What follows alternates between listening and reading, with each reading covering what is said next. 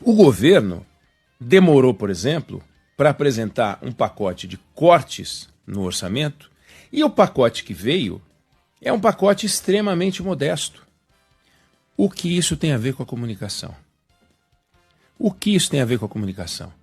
Quando o governo aumenta, ou promove, ou cria as condições para um crescimento econômico mais pujante, isso não tem nada a ver com a comunicação. Isso tem a ver com decisões que são tomadas, medidas, providências administrativas, projetos de lei que se transformam em lei, aprova isso, aprova aquilo, percepção da sociedade, claro que tem a ver com comunicação, mas são decisões que são tomadas. Agora, quando o governo aumenta o endividamento público, isso não tem a ver com comunicação.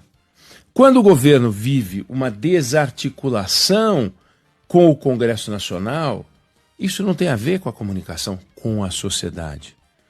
Quando o governo promete, faz um acordo para desonerar a folha de pagamento e tenta fazer uma medida provisória depois que o veto do presidente acabando com a desoneração foi derrubado pelo Congresso, apresenta uma medida provisória para voltar a onerar a folha de pagamentos, isso não tem a ver com comunicação.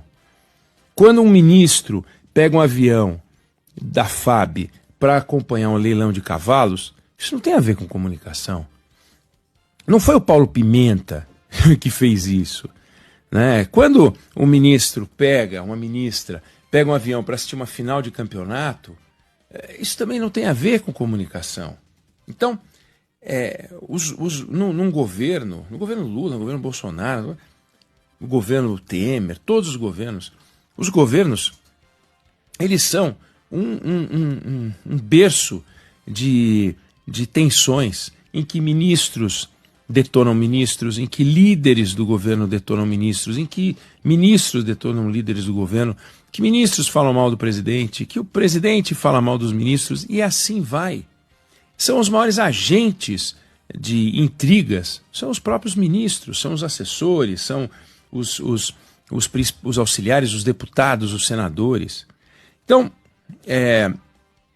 se a gente olhar a lista de problemas de um governo, a gente vai ver o seguinte: a comunicação é um dos desafios. Agora, dizer que um governo trocando o ministro das comunicações, trocando a SECOM, vai conseguir mudar a sua imagem, é preciso primeiro reunir os ministros e começar a cobrar de cada um deles que façam o seu trabalho.